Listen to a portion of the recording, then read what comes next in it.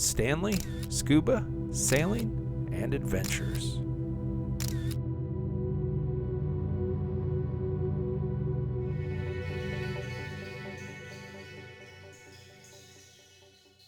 It's time for a new entry in the adventure log. Today we'll be scuba diving Eagle Ray Rock off the west end of Grand Cayman Island. These are extremely low visibility conditions for this dive site. To be more specific about the location, the Eagle Ray Rock dive site is located approximately 0.2 miles off the southwestern coast of Grand Cayman, just south of Smith Cove and about maybe 500 feet seaward of the dive and snorkel site known as Disney World. As I mentioned in the intro and some of the earlier videos, we had some pretty extreme weather this week, so we were really hiding on the west end of Grand Cayman Island and trying to hit dive sites that were most protected. This dive site was pretty far south, and as such, it was exposed, and we probably could have skipped this dive site, but we thought we'd give it a shot. Under ideal conditions, Eagle Ray Rock is suitable for divers of all experience levels. But the exposed location of this site means it can experience moderate to strong currents at times. During rougher conditions, the site is better suited to more experienced divers. There's a permanent 2-pin mooring located at the site, and visibility is usually good, allowing divers to see clearly down to depths of around 150 feet. But as you can see here, our visibility is maybe 20 feet and sometimes less. I've been here before, and Eagle Ray Rock is a magnificent dive site. It combines both towering coral with those Grand Cayman iconic white corals and sand. The coral spurs at this site rise 20 to 30 feet above the sand channels with near vertical walls. Although the visibility in the video is low, I do try to pan up and down so you get an idea of how sheer the walls are at this dive site. There's my dive buddy Brad. We usually give each other plenty of space, but in these conditions we knew we needed to stay a little bit closer than normal. It's interesting in open water, adverse conditions like this regarding visibility. I usually think of conditions like this more being in cavern or some wreck dives where you might run a line, but here we're in open water. So what do you do in these situations? For us, it was, make sure that you're close enough that your buddy is visible at all times, and use your compass and understand the geographic locations, in this case the pinnacles, and use those as reference to navigate the dive site. But I guess in worst case scenario, you could just surface. To provide some more context, this is a morning dive. You see the torches of the other divers in the distance there, and you might even think this was a night or a dusk dive, but that's due to the adverse conditions of the water. This is a morning dive, and actually the first dive of day 2. Dive number 5 for the trip overall. The dive started at just about 8:25 in the morning and lasted approximately 45 minutes. It does have some deep canyons and walls. I recorded a maximum depth of 92 feet and an average depth of 52 feet.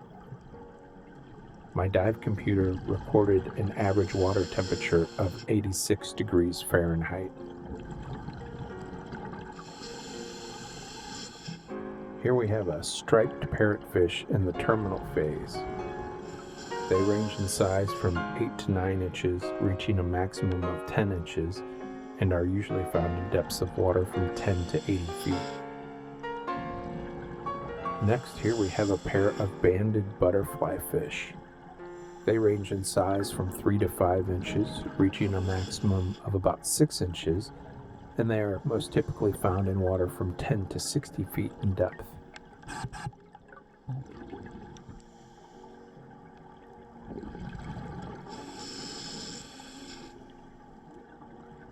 Here's another shot of those banded butterfly fish. I seem to always find them in pairs.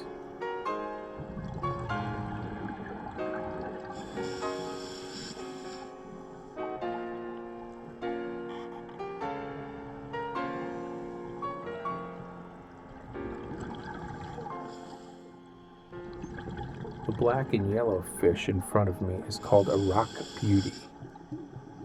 They're part of the angelfish family.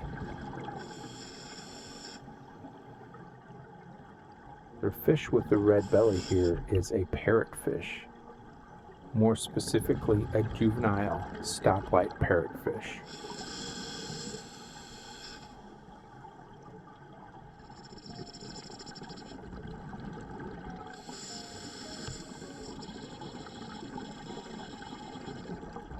Here I'm just catching a glimpse of a hogfish, and based on the black spot near the end of the dorsal fin, I believe it's a hogfish in the initial phase. Try to get a little closer here so we can get a better look. Yes, that's definitely a hogfish in the initial phase. They do range in size from 1 to 2 feet, reaching a maximum of 3 feet, and are most typically found in water from 10 to 100 feet.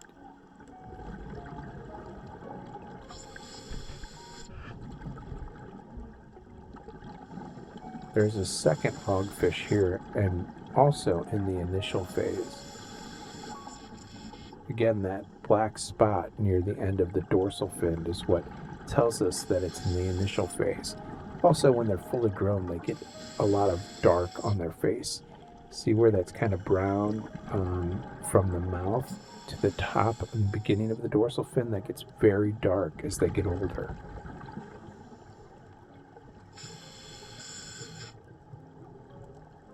The visibility conditions continue to degrade throughout the dive. Here you get a sense of those steep vertical walls.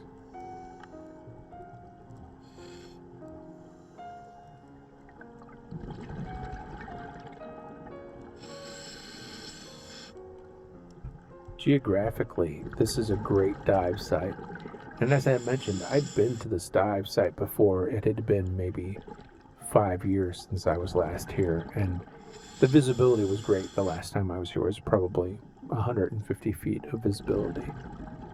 It's amazing what a difference the weather can make. I do enjoy these canyons, though, and steep walls.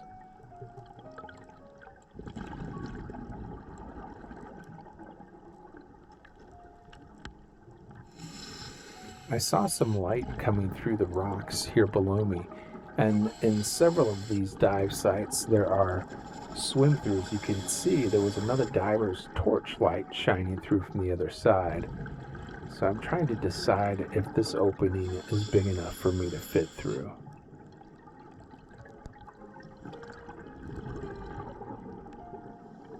I contemplated it here just for a couple moments, and considering the degrading visibility, the increasing current, and those factors really, plus the uncertainty as to whether or not I'd get through easily, I decided just to turn around.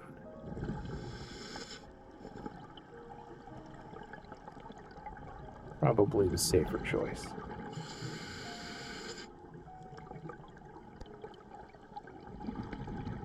Here's another view.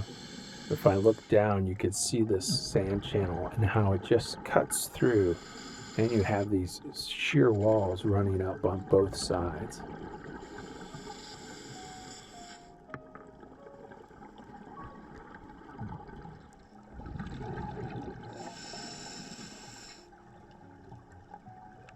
Quite a variety of fish on this dive site.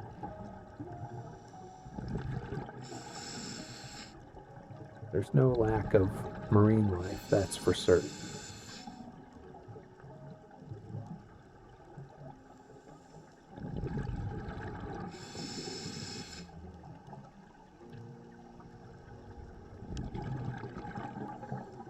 learning to dive back home in the Midwest in quarries really helps to build your confidence in situations like this, where the visibility is less than stellar.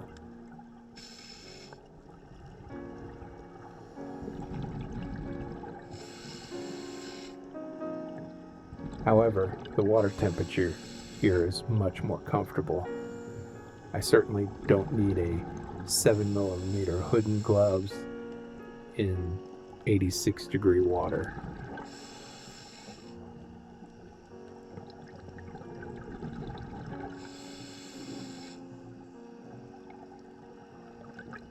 This would be the only dive we would make this far south on the west side of Grand Cayman on this trip, and we've moved back toward the center for the rest of our dives, and obviously you can see why.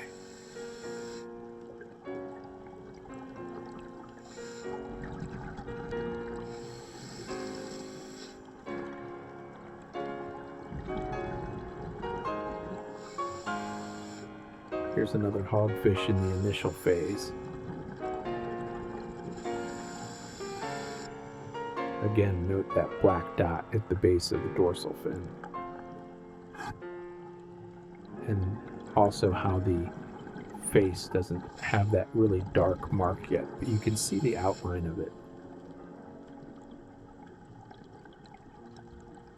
Beautiful fish.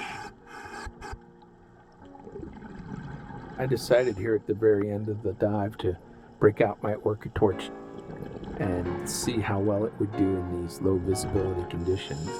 This is a fairly new light for me, so kind of cycling through the settings here.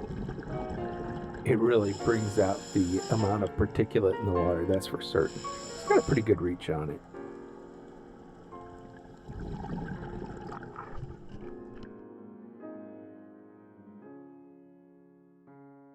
Thanks for watching. Please don't forget to subscribe, like, and comment.